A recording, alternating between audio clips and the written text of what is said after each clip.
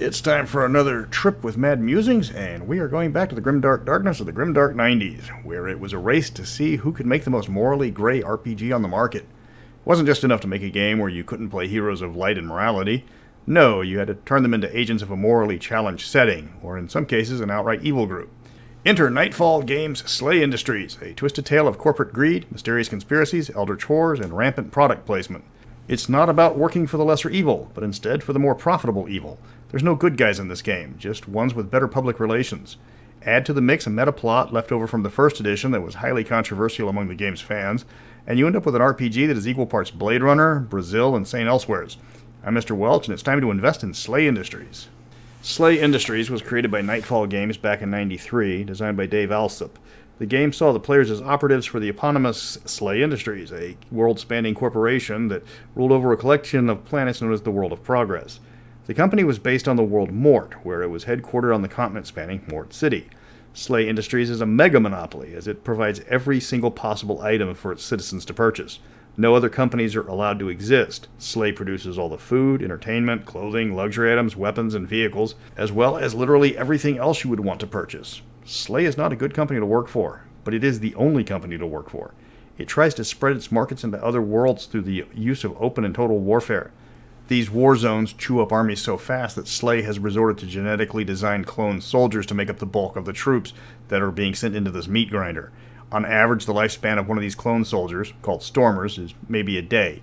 On the worst of the war zones, the lifespan drops to about 20 minutes. The enemies that the Stormers are fighting are just as bad as the SLA armies, genocidal aliens that would slaughter everyone in the World of Progress if given a chance. There's plant-based species that would replace entire ecosystems with their own. Psychic enslavers and ravenous genetic assimilators are some of the nicer things that will try to kill you. Back at home, you've got the cannibal sectors, lawless regions anywhere in size from states to continents. Here you're going to find, besides cannibals, rebels, genetic rejects, and a horde of otherworldly monsters looking for living flesh. Indescribable horrors from the dimension known as White Earth are a constant threat, as the world seems to exist only to destroy the World of Progress. The White Earth creatures evolve and change to become deadlier with each encounter, like they were being designed for slaughter. The largest religion is the Cheyenne cult, which shapes its members into twisted horrors to fight SLA Industries for control of the World of Progress. Adding to the domestic threat is upstart companies fighting for a sliver of the markets that SLA is taking total control over. It's not a good time to be alive.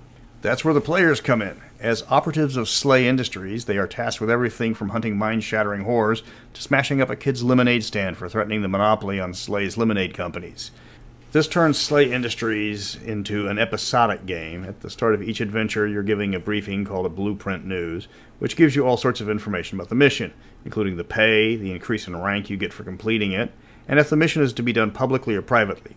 That last part is important, because certain missions you will be assigned a film crew to accompany you if the mission is good for SLA's image. And if the mission isn't getting the ratings expected, the film crew will oftentimes try and create a new story for the operatives to deal with. Third Eye News is like the modern 24-hour news cycle if those media companies could drop the veneer of being for entertainment rather than information. There's a lot of options for playing in SLA, with numerous possible races to start with.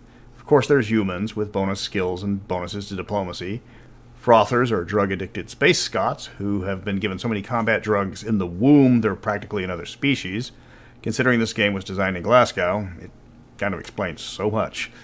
Ebonites are psychic near-humans, the only ones in the game that have access to the Ebb, which is this game's version of psychic powers. All Ebonites have the Ebb, and it actually replaces the luck stat in the game. The downside to the psychic powers was all Ebonites would turn into horrific murder monsters called necranthropes. They were still sentient, only a lot bigger and with much more teeth. This power seems to have gone away in 2nd edition with the return of the Momox, the original enslavers of the Ebonites. Then you've got two Stormer variants, the 313, a nigh unstoppable super soldier, and the 711, which prefers stealth and murder. There are several alien races that have assimilated into the World of Progress, the gigantic honor-bound Shakhtar, a ruthless bird hybrid called the Wraithen, and the diplomatic and noble Neophrin, which seem to be in the wrong game. The last of the playable races are the advanced Carrion, uplifted versions of the devolved species native to Mort, these being skull-faced dog soldiers who are natural survivors. System mechanics are standard stat plus skill with a twist. You roll a d10 for the basic test, add your stat and your skill level against a target number. You also roll a number of d10s known as skill dice equal to your skill level plus 1. The more successes you roll on your skill dice, assuming your primary die is a success, That increases the level of success.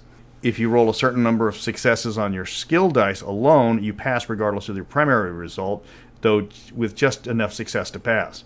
It's an interesting system, though the number range is a bit small for high-level play. This setting is vast. It took me 3 read-throughs before I finally understood the game enough to create this video. The first edition was massive in its background information, with fan theories about all the various unknown factions and mysteries. There was a setting Bible that held what was supposed to be the way the game was going to play out before it was canceled, and it was released to the masses by an editor who apparently thought the game was officially dead.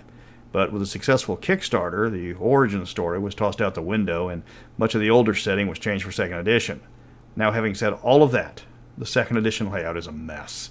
It mentions aspects of the 1st edition that were dropped, and you are given no idea who these people are, or how they interact with the game world, or why we're even talking about them. Originally, it turns out that the World of Progress and all that was contained within was created by a madman in an insane asylum by the name of Brent Walker. All of the game was taking place in his head, and large portions of the monsters and cults are creations that are leaking from his imagination. The White Earth, the source of all the aliens and mutants that burst into reality, are just figments of his imagination. Okay, that's an interesting take on the game, but that's never mentioned at all in the 2nd edition book, except for snippets that do nothing but confuse the reader. It throws out names and events like we're supposed to know who these people are, but they never explain them.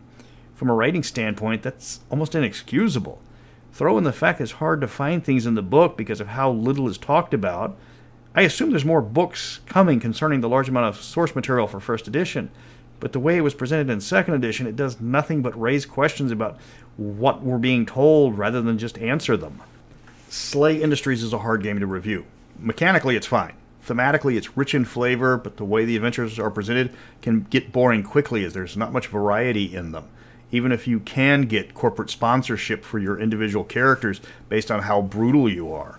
The game actually pushes players to play in certain ways. Melee weapons are preferred over ranged combat because melee combat is better for the television ratings. So guns and ammunition are much more expensive on purpose.